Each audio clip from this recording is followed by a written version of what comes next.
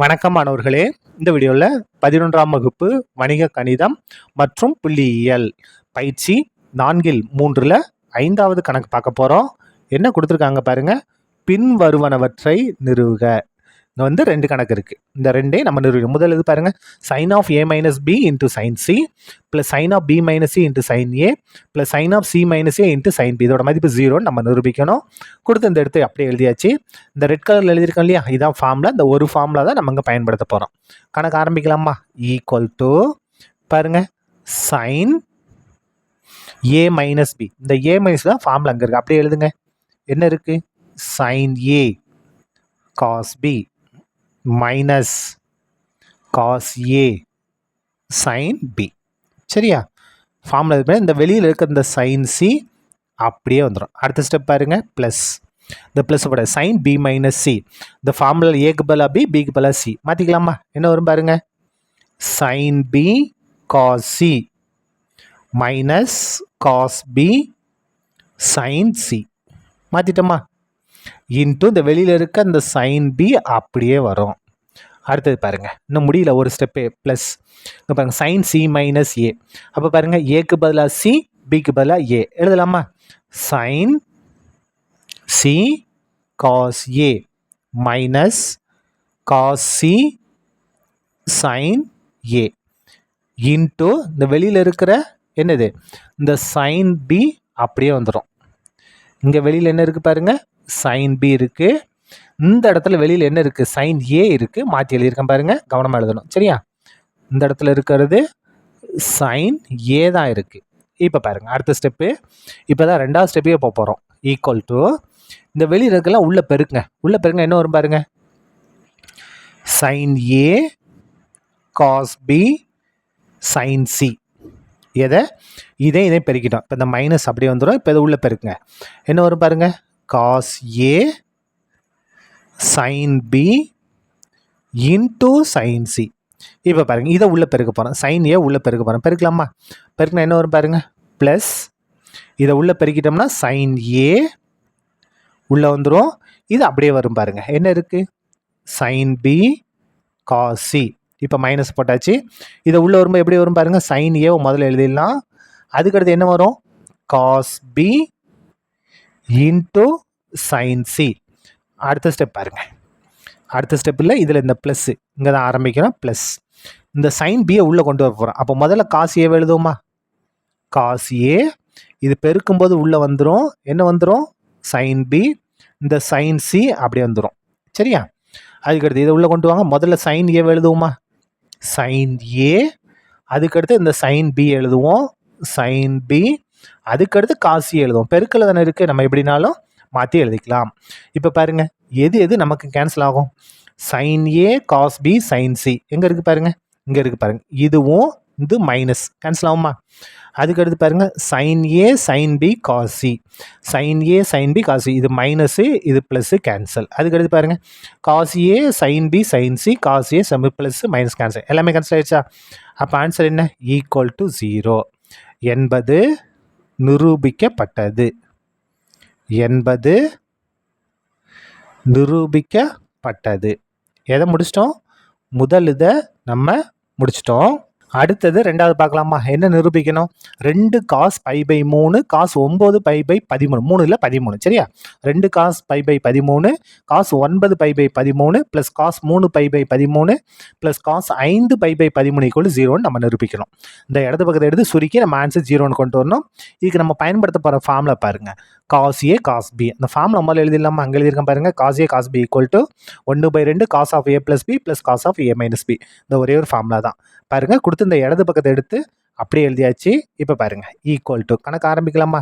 இந்த 2 அப்படியே வந்துடும், வெளியில் இருக்கட்டும். இதுக்கு மட்டும் ஃபார்முலா பயன்படுத்தணும், மிச்சம்லாம் ஃபார்முலா கிடையாது. காஸ் ஏ ஏக்கு பதிலாக பை பை 13 காஸ் பி பிக்கு பதிலாக 9 பை அப்படியே மாற்றுங்க. இந்த 1/2 அப்படியே வந்துடும். Cos of A plus B pi by 13 plus 9 pi by 13. சரியா? அதுக்கடுத்து ஃபார்முலா இருக்க ப்ளஸ் காசு ஏ மைனஸ் பி. ஏக்கு பதிலாக என்ன இருக்குது பாருங்க, பை பை 13. அதுக்கு அடுத்தது மைனஸ் 9 பை பை 13 ப்ராக்கெட்டை க்ளோஸ் பண்ணிக்கங்க. இதுக்கடுத்து இந்த 2 தனியாக எழுதிக்கலாம். ப்ளஸ் என்ன இருக்குது, காஸ் 3π/13 ப்ளஸ் காஸ் 5π/13. அடுத்த ஸ்டெப் போகலாமா? ஈக்குவல் டு பாருங்கள், இது எல்லாம் ஒரே உறுப்பு தான் இல்லையா? இது எல்லாத்துக்கும் பொதுவாக என்ன இருக்குது, இந்த 1/2 இந்த இடத்துல வச்சு நான் ப்ராக்கெட் போட்டுக்குங்க. இப்போ பாருங்கள், இந்த 1/2 இது எல்லாத்துக்கும் பொதுவு. இப்போ இந்த இடத்துல நமக்கு இந்த ரெண்டும் கேன்சல் ஆயிரும். மிச்சம் என்ன இருக்குது பாருங்கள், காஸ். இதை மட்டும் பாருங்கள், பகுதி சமமாக இருக்கா, தொகுதி அப்படியே கூட்டலாம். 1π 9π கூட்டினா என்ன வரும், 10π/13 ப்ளஸ் இந்த இடத்துல காஸ். இதை பாருங்கள், பகுதி சமமாக இருக்குது, அப்போ தொகுதியை கழிக்கலாம். 1π - 9π வேறு இருக்குது. அப்போ 9ல் 1 கழிச்சா 8. என்ன 8? -8π/13. இந்த ரெண்டு கேன்சல் ஆகி மிச்சம் சுருக்கி எழுதியிருக்கோம். இது எந்த மாற்றம் அப்படியே எழுதுங்க. என்ன இருக்குது, காஸ் 3π/13 ப்ளஸ் காஸ் 5π/13. அடுத்த ஸ்டெப் பாருங்கள், equal to cos 10π/13 plus cos of minus theta cos theta தான் நமக்கு ஃபார்முலா தெரியும். காஸ் ஆஃப் மைனஸ் தீட்டா அப்படின்னா ப்ளஸ் காஸ் தீட்டா தான். காசுக்குள்ளே மைனஸ் வந்து என்ன ஆகாது, வெளியே வராது, அப்படியே ப்ளஸ்ஸாக மாறிடும். அப்போ காஸ் 8π/13. இது எந்த மாற்றமும் இல்லை. Cos 3π/13 plus cos 5π/13. சரியா? இப்போ பாருங்கள், ஈக்குவல் டு ஒரு முக்கியமான ஸ்டெப்பு. இந்த ஸ்டெப்பு மறந்துட்டிங்கன்னா இந்த கணக்கே கொண்டு வர முடியாது. இந்த 10π/13 நான் எப்படி எழுதுகிறேன் பாருங்கள், π மைனஸ் 3π/13ன்னு எழுதுகிறேன். அதே மாதிரி ப்ளஸ் காஸ் இந்த 8/13 இருக்கா, இது எப்படி எழுதுறேன்னா π மைனஸ் 5/13ன்னு எழுத போகிறேன். ஏன் அப்படின்னா இதை நீங்கள் சுருக்கி பாருங்கள். இது குறுக்கு பெருக்கல் எடுங்க. ஒரு 13 13 பகுதியில் 13 வந்துருமா, 13 பையன் பேருனா 13π, 13π 3 பையை கழிச்சா 10π. கரெக்டாக வந்துருச்சா நமக்கு ஆன்சர்? அதனால் நம்ம மாற்றிடும். அதே மாதிரி இதை செக் பண்ணுங்கள். பகுதியில் 13 வந்துடும் குறுக்கு பெருக்கல் எடுக்கும்போது. பையையும் 13 13π, 13π 5 பையை கழிச்சோம்னா 8 பை வந்துடும். அப்போது இந்த ஸ்டெப்பு ரொம்ப ரொம்ப முக்கியமானது, கவனமாக இருக்கணும். மிச்சம் எந்த மாற்றமில்லை, அப்படியே வந்துடும் பாருங்க.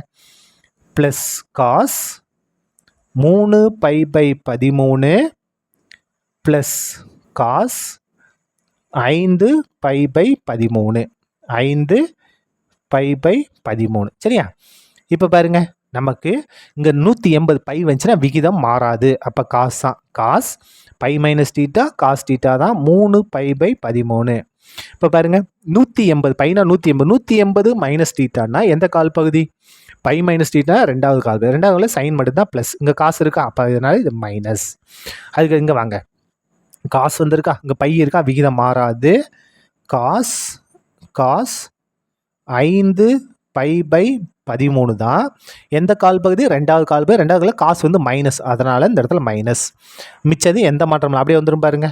Cos 3π/13 plus cos 5π/13. இப்போ எல்லாமே கேன்சல் ஆகும் பாருங்க. -3π/13 plus 3π/13 cancel. Minus cos 5π/13 plus cos 5π/13 cancel. Answer என்ன வந்துடும்?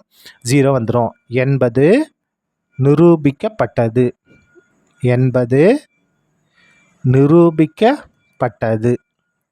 சரியா? அவ்வளோதான், இந்த கணக்கு முடிந்தது. நன்றி.